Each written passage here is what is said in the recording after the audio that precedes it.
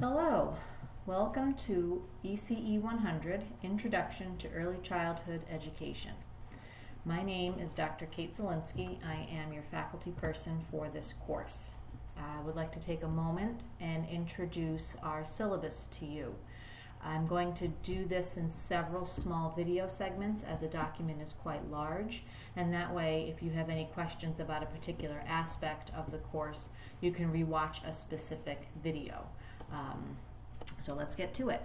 So you can see here that this is our course syllabus.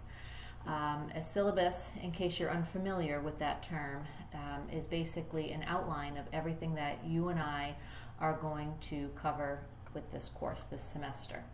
So every syllabus will have the information for the course and how to reach your professor.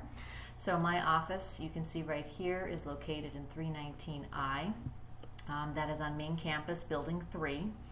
And although I won't be on campus much this semester, as all my classes were going to be done in the virtual classroom.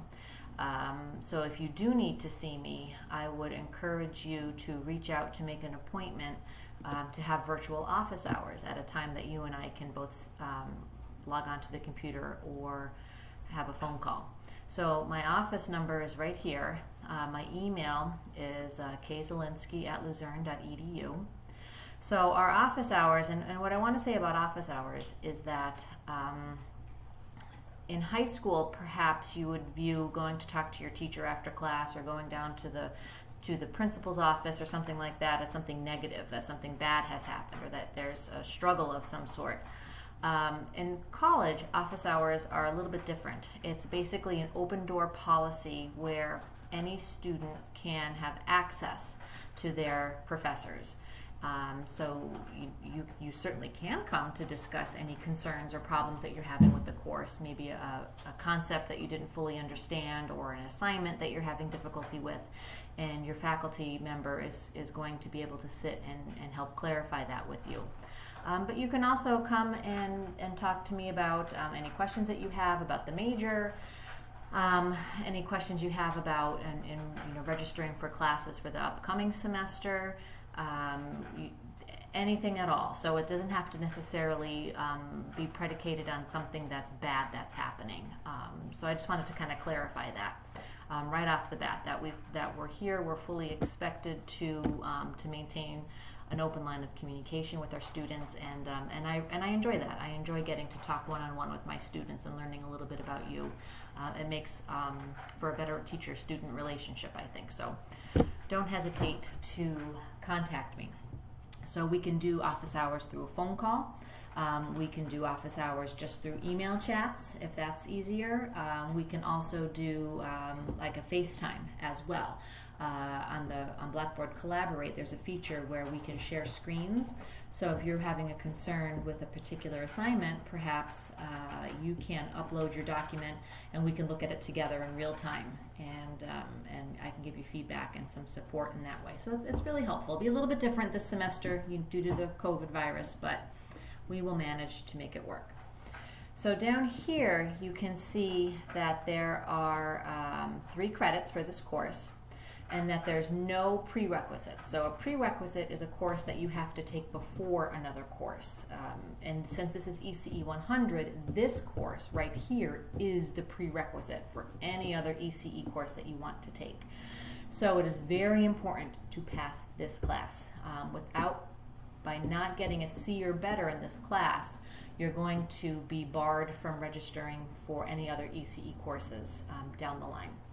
So again, it's really important to make sure we have contact with one another so that you're successful in this course. There is a co-requisite for this course that you can see right here, and it's called ECE ECR. So you are automatically registered for that course when you register for ECE 100. And maybe you looked at your schedule and you saw that course and you said, what is that about? It's no credits, there's no room, there's no meeting time, right? What is that all about? Well, basically what ECE ECR is, and there's a separate syllabus that I will have for you in our course in just a moment that I'll explain. But what ECE ECR is it is a way for our early childhood program to keep track of the students in our program and their clearances that they have. So I'll get into more detail about clearances in another video, but just know that right now it is required to have your FBI fingerprints, your state police background check, your child abuse clearance, your mandatory child abuse reporter certificate, your national sex offender certification, a clean TB screen, and a health checkup. That is industry standard. So if you are going to apply to be a teacher's aide in a preschool or a child care setting, that would all be required of you on day one before you can get a job. And certainly, as future teachers, we're going to ask that when it's safe with the virus, that you're going to go out and experience classrooms firsthand. You're going to participate and watch classrooms and teachers and students work and learn.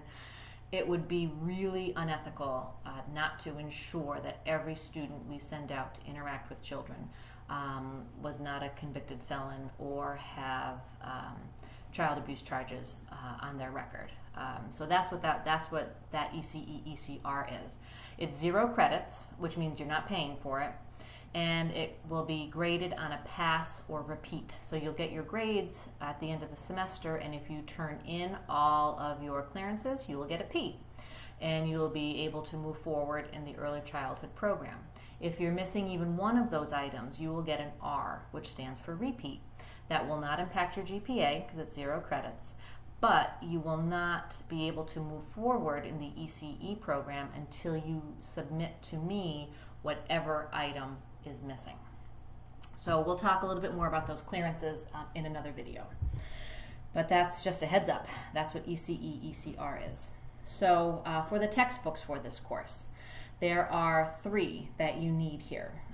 So the first one is the American Psychological Association, and the current edition is the 7th edition.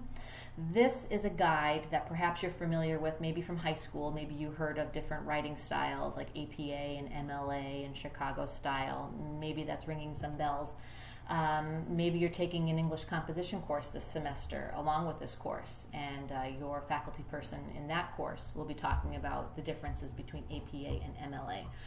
They are not interchangeable. In early childhood education, and in education in general, in the social sciences, we use APA. And it's basically a way to configure your scholarly writing. So you're going to be doing a lot of writing while you're at LCC. And the way that we standardize that writing process is by using the formatting put forward by the APA. So I do have a lot of free resources for you in our course that will help you learn more about APA. I don't expect anybody to be masters of APA, certainly not in the first writing assignment of your first course of the first semester. But what I do expect is an honest attempt to learn it and to grow. I don't want to keep seeing the same mistakes over and over and over. So I had a band instructor in high school who said, at least make a new mistake. If you're going to make a mistake, at least make a new one. That shows growth and that shows trying. So I preface that because this APA manual, there might be the free materials that I pose to you might be enough to help you get through this course, and you might not have to buy it right away. But I do encourage you to buy it. It is a useful tool. You'll be using it, particularly if you're going to transfer to a 4-year school. You will be using it right through your course. But there's free stuff, so if you maybe want to wait and see before you purchase that would be fine with me. The next book by Brenda Kemp and Koppel is Developmentally Appropriate Practice in Early Childhood Programs. That you must buy. That you need to purchase as soon as you can. So I know some of you maybe are waiting for financial aid funds to be dispersed so that way you can go buy your books. That's fine. That happens every semester. But just as soon as you can, purchase this book. Make sure it's the current edition. Sometimes you'll see something like, oh wow, this one is so much cheaper. I wonder why. It's probably because it's the older edition. So you want to make sure you get the new edition with all of the updates. And that is going to be a keeper that you're going to use for the rest of your time at LCC. So we ask you to buy that in your first course because it is going to be a consistent and helpful resource for you as you move through this program. The last book that you need to purchase for this class is the Morrison book, which is our main textbook. It's Early Childhood Education Today. It'll be the current edition. So that book, if you are looking, how to navigate your finances this semester, that book I would say is a renter. If you want to purchase it and keep it forever, absolutely you may. But I would say rent that book if you can. I am not sure if there's an ebook edition. If there is, and you would prefer that, by all means, rent or buy the ebook edition. That doesn't concern me what format you have at all, as long as it is the current and correct edition of the text. So that'll end our first video on introducing the course.